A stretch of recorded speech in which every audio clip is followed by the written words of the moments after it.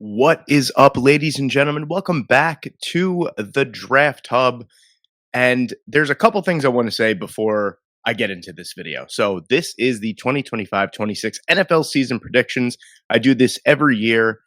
This is a new channel. I did it on my old channel the last couple years. I go through the entire season. I have the standings for you, all that kind of stuff, and then all the way through to the Super Bowl. So we were up to Super Bowl 60. The NFL schedule just released. I'm recording this at 9:15. The NFL schedule officially released at 8 o'clock Eastern Standard Time on May 14th. So I wanted to get this video out to you guys ASAP so you guys can roast me as soon as possible. Not really. Just kidding. Couple things before we get into this. I know you don't care about my spiel at the beginning. I get that. One, I just want to say the support, especially in the off season for this new channel. This was a new undertaking that I took on after kind of losing my luster with YouTube on my last channel, even though it had about 12,000 subscribers. I wanted to take on a new challenge, and I took it on at the craziest possible time right before the NFL draft. So the fact that the channel is steadily growing as the days go on, I really, really appreciate the support. And I want to get as many high quality videos out to you guys as soon as I possibly can. I got a lot planned for May. This is the big one. This is the really, really big one that I hope does really, really well. So if you enjoy this video or if you enjoy my prediction for your team, please leave a like, please leave a comment, and please subscribe to the channel if you haven't. So let's get to it. All right. So we're going to start in the AFC East because that is my home division. That is where my New York Jets play. And you could tell here I have the New York Jets in last place. So we're not going to go super crazy into everything. Again, these are just predictions and these are just my opinions. So, take it with a grain of salt. I'm sure everyone has different opinions. My opinion is not going to be the cup of tea for everyone. And I understand that completely. And if you want to have a constructive argument about it in the comment section, then I'm more than happy to oblige. But here we have the Buffalo Bills at 14-3.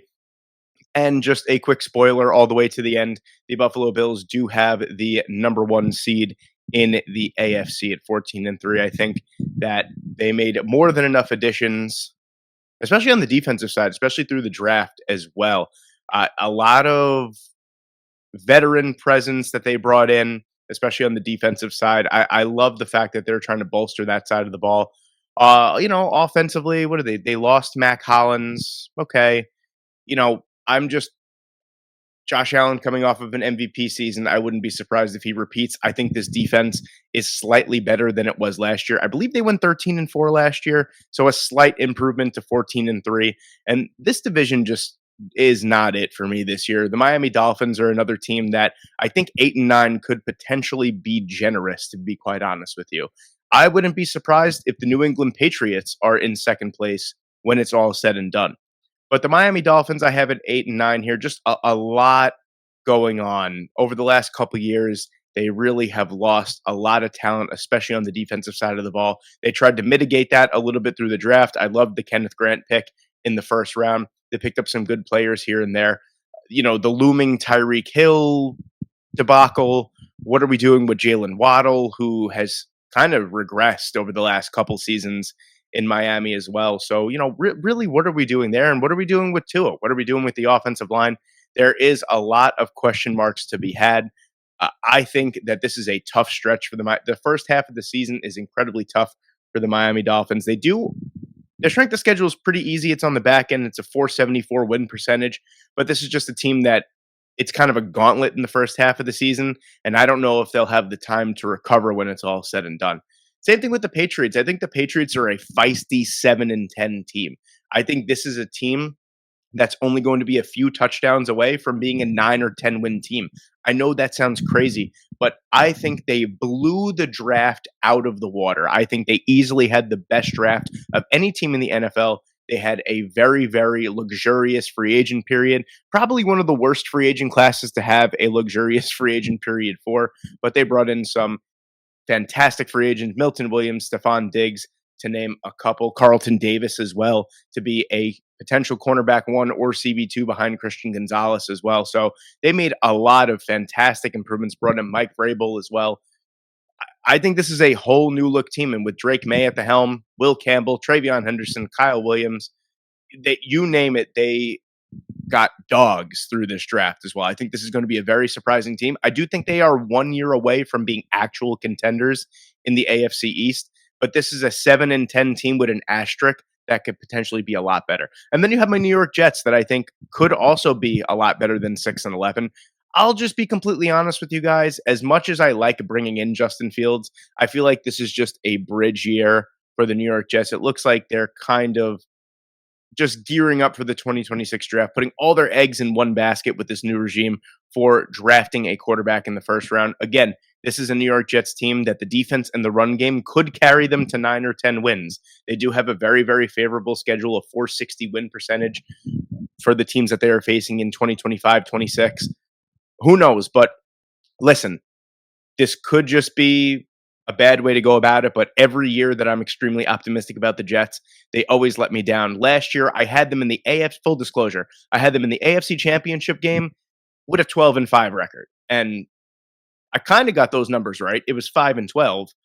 And that's pretty much all I got right were the numbers, but in reverse order. But yeah, I'm not going to be as obliviously optimistic as I usually am with the New York Jets. I think this is a very, very solid team with great core players at great positions, great skill positions. But, the quarterback is the most important position, arguably, in all of sports. You win with a good quarterback, you lose with not a good quarterback, essentially. And Justin Fields is someone that I think could take a stride forward and have a good season. I just don't think it's going to translate to a lot of success with the New York Jets. And then you have the the AFC North, the Baltimore Ravens at 13-4. I think this is going to be status quo. This team, especially on the defensive side, especially through the draft with the first 2 picks of Malachi Starks and Mike Green, really, really upgraded 2 positions of need: the pass rush, the secondary. I mean, just fantastic value picks there. Lamar Jackson's probably going to put in another MVP caliber season. This is just going to be the status quo of the Baltimore Ravens. They just signed Derrick Henry to a 2-year contract extension today as well. This is just a really, really good team. They added DeAndre Hopkins, a nice veteran presence for the wide receiver position that's obviously going to add anywhere between 500 to 800 receiving yards, with Zay Flowers breaking out last year. I wouldn't be surprised if the Ravens go all the way and win the Super Bowl. The Bengals I have at 9-8 and missing the playoffs. So I don't know if you guys have caught on, but the asterisk next to the team means that they did make the playoffs. And then the seeding will obviously work itself out later. I will explain the seeding when we get to the playoff side of it. But yeah, I think the Cincinnati Bengals kind of are unchanged from last year. I think that they are going to be an offensive juggernaut. I think their defense is not going to be good. They added Jamar Stewart. They added Demetrius Knight. They didn't really attack the secondary at all, which I thought was a massive need for them, especially through free agency, especially through the draft. This is, a team that is rather frugal when it comes to free agency for the most part.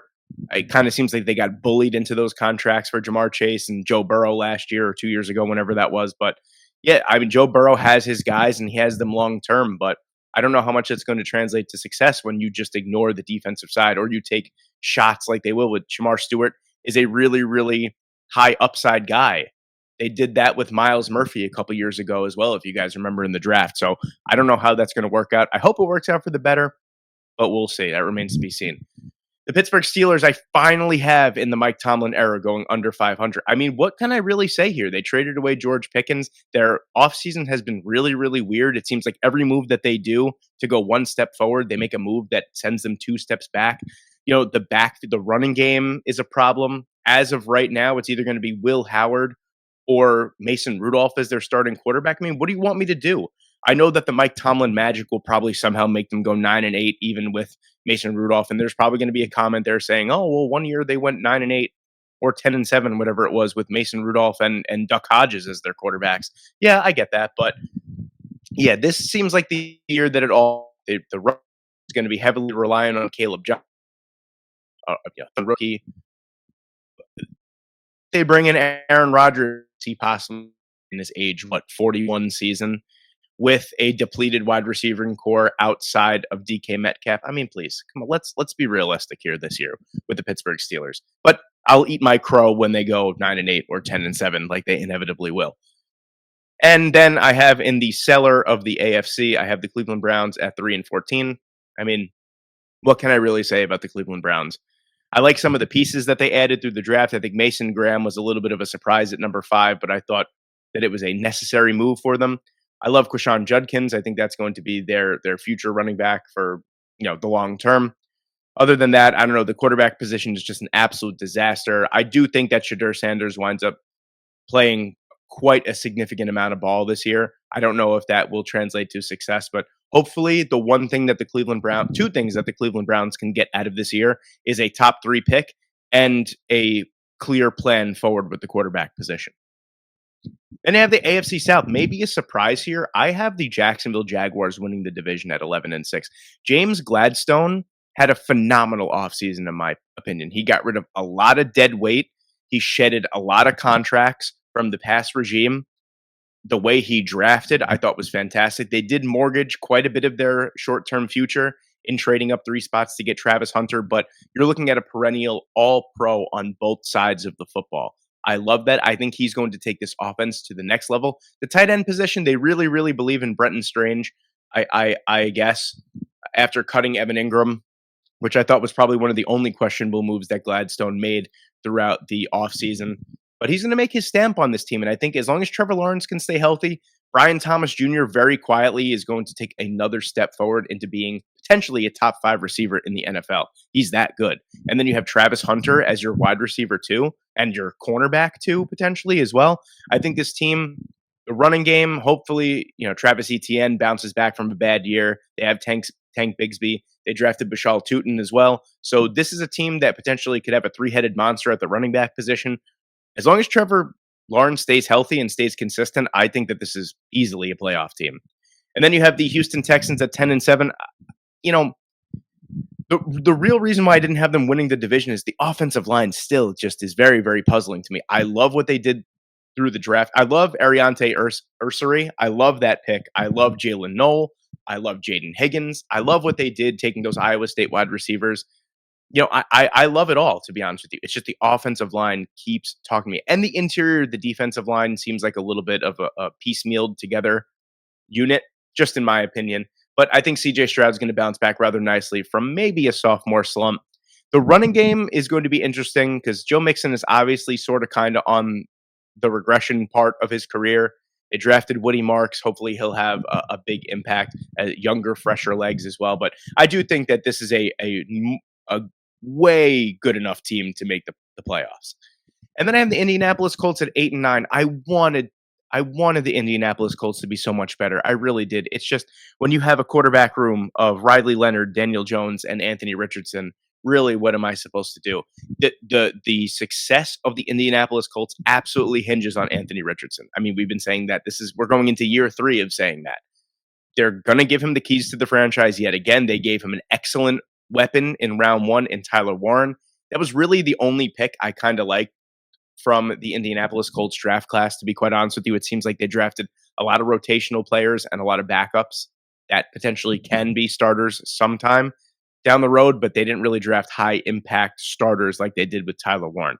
And that's really where this team's 8-9 record hinges on. I think if Anthony Richardson takes that step, he stays healthy, and he can protect the football, I think you're looking at a potential playoff team, but it all hinges on the success of the quarterback room. Then you have the Tennessee Titans at a 6-11, but a competitive 6-11. I think Cam Ward is the answer long-term for the Tennessee Titans. Love what they did throughout the draft. I love that they got younger, especially on the offensive side of the ball. I think this is a team that in a couple years' time, they're going to be pushing for the top part of the AFC South yet again. And maybe the biggest surprise here, call me delusional, call me whatever you'd like. I don't really care. I think the AFC West is wide open this year. This is easily one of the most competitive divisions in football, maybe even the second most competitive division outside of the NFC North. I have the Denver Broncos at 12-5. You take a 10-7 football team and you add Evan Ingram, you add Tanaloa Hufanga, you add Jade Barron, you add Pat Bryant to this offense as well.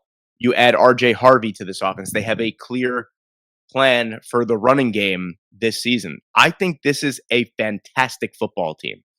And I think they finally knocked the Chiefs off of the AFC West throne. I think it's either going to be one of these two teams. And that's not to say that the Chiefs won't make the playoffs. I just think that one of these teams could be slightly better. I mean, you look at The Denver Broncos, their strength of schedule is 505. You have the Chargers at 522 and the Chiefs at 522 as well. It's a wide open division. And you know what? To be honest with you, the Raiders could surprise a lot of people and they can make a push for the playoffs as well. I'm not kidding you. I really wanted to make, for like the first time ever, I wanted to make all four teams from one division make the playoffs, but I just couldn't really justify it with some of the other teams in the AFC. But yeah, I have the Denver Broncos at 1. I think Bo Nix takes that. I think we saw close to the ceiling of Bo Nix. I don't know how much better he could possibly get because I think he had that good of a rookie season, but I think he does take a necessary step forward. I think they have a run game. They have a tight end that they could throw the football to now, and their defense got that much better. The Chargers are another team that really was kind of missing a consistent long-term plan for the running game. Now they have Najee Harris. They have Omarion Hampton. They drafted Trey Harris as well. They're getting more pieces for Justin Herbert to throw the football to. He had, statistically speaking, touchdown to interception ratio, had his best season ever. So I think he continues to build on that. The defense was great. The least points scored against last year. I think this defense definitely got better, got younger as well. And I think it's going to provide dividends. I really do think that the Chargers are going to be a force to be reckoned with. Maybe if not this year, definitely next year. And then you have the Chiefs, who I think as long as Patrick Mahomes is under center, they're going to be a perennial playoff team. They're not going to be 15-2 like they were last year. That was the flukiest 15-2 team you've ever seen. And this is not a regression because they lost the Super Bowl. I just think that they didn't answer nearly enough questions. I thought they had a great draft. I still think the offensive line is partially an issue.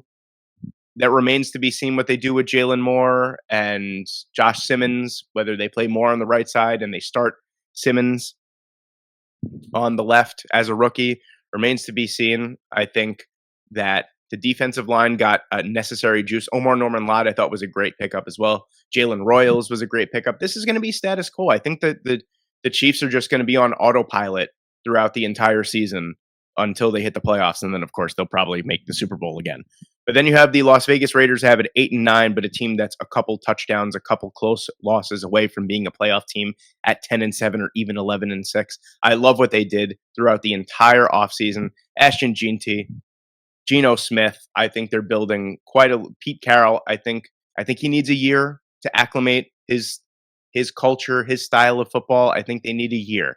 Next year, when I'm making this video, who knows? This could be the most competitive division in football, but I do think Ashton Jeanty has a fantastic rookie season. I think they take massive steps forward to being an actual legitimate football franchise again. Moving over to the NFC side here, I have the Philadelphia Eagles at 14-3, tied for the best record in the National Football League. I mean, the world champions just get better. They did lose a lot through free agency, I feel like. But then they added some fantastic players through the draft, including Jahad Campbell, who somehow fell to number 31 overall. So really, I feel like this team is just going to get better with age, I was going to say congealed. I don't think that is the correct term that I wanted to use, but they are going to gel more and more, grow more and more. That young secondary is just going to get better. I mean, this team is just fantastic from top to bottom. They have the best running back in football on their team as well. What an offense, what a defense, what a coaching staff. They're just fantastic.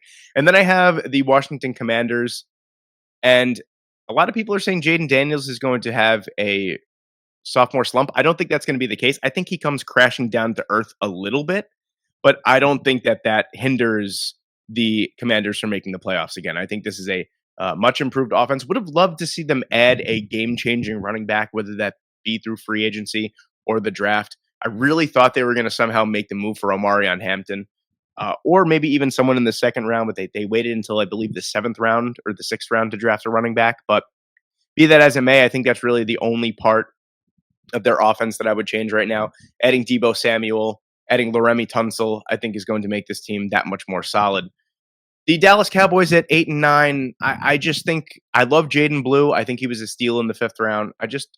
I really don't know exactly how good this team is going to gel. George Pickens and CeeDee Lamb make a really good 1-2 tandem. The defense is still a question mark outside of Micah Parsons. How is the secondary going to play? Trayvon Diggs, Deron Bland, how are these guys going to bounce back from injuries, long-term injuries? I don't know. I think this team just kind of screams mid to me, and I don't like to say that about the Dallas Cowboys because I'm one of those few people that's really not a Dallas Cowboy hater in any stretch of the imagination. So, you know, a team that is going to be maybe 8-9, 9-8, could be a little bit better, could be a little bit worse. They're a weird middling team. It's just unfortunate because they're much better than 12. I just think their schedule is just so brutal that it's going to be really, really tough for them to be anything better than that.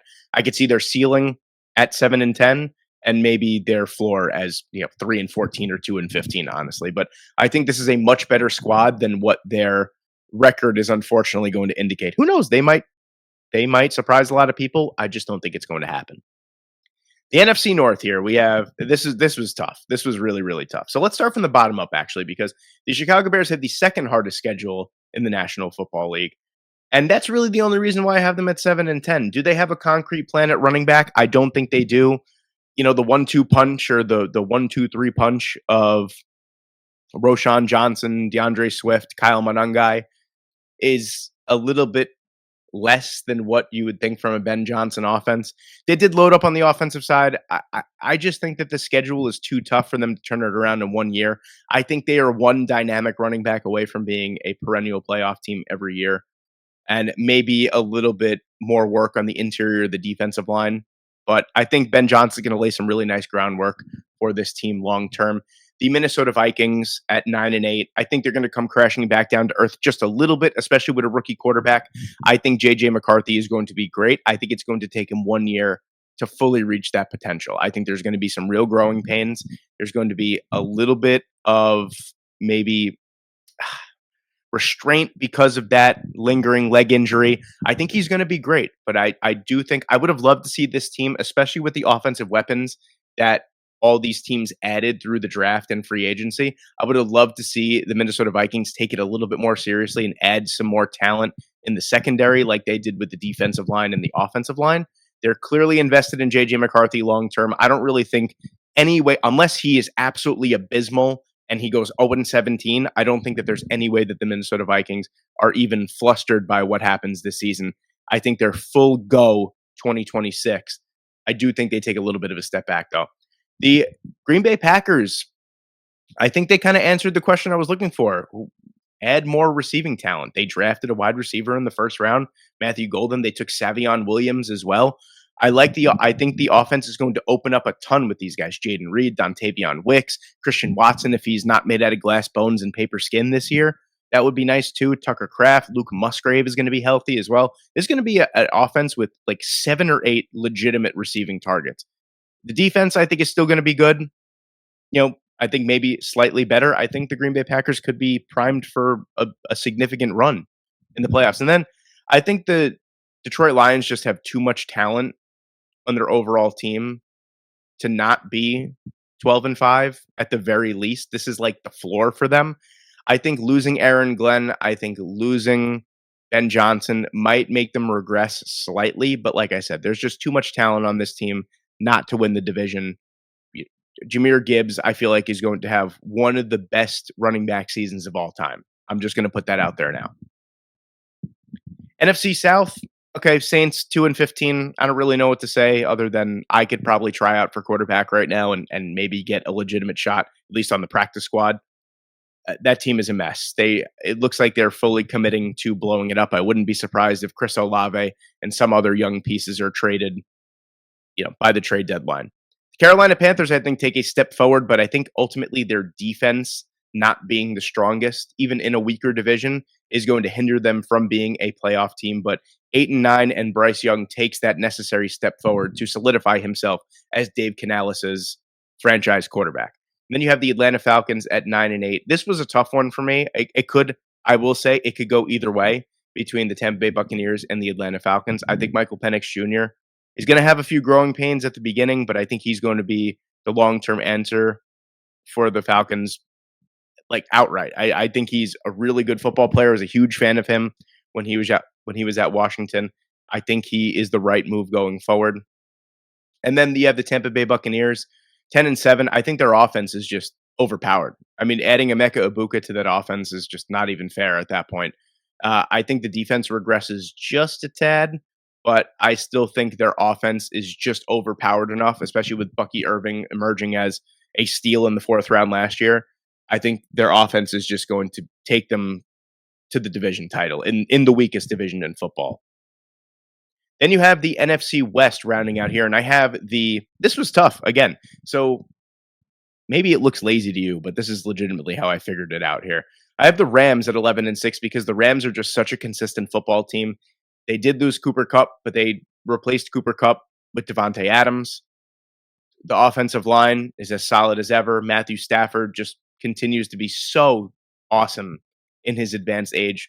Easily a top 10 quarterback in the NFL still, in my opinion.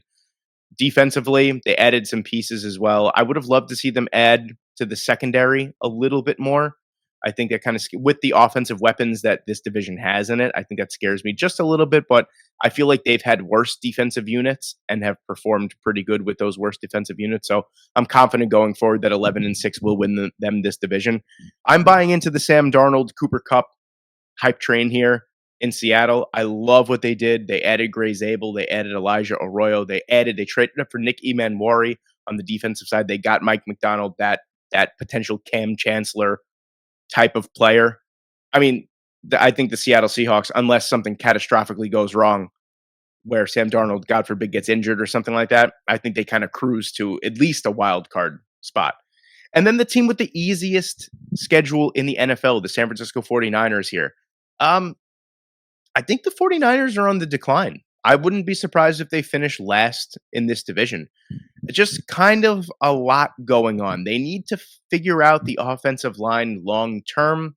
They did add a ton of talent on the defensive line through the draft. I love that.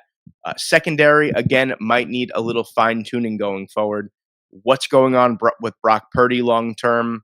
There's a lot of questions to this team. I wouldn't be surprised if they turn around and go 12-5 because they literally have a 415 win percentage schedule set up for them this year. It is something that they are not used to at all. So they could turn around and dominate, but I think this team is sadly slowly on that decline. I think that Super Bowl window is as good as closed this year. And then you have the Arizona Cardinals, which I think defensively, they made so many awesome pickups through the draft and through free agency.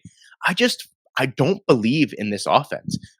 Unless they absolutely force feed Marvin Harrison Jr. targets, I don't believe in Kyler long term. I don't think the running game, I mean, even though James Conner somehow churns out 1,000-yard seasons year after year, the running game doesn't really, excite me.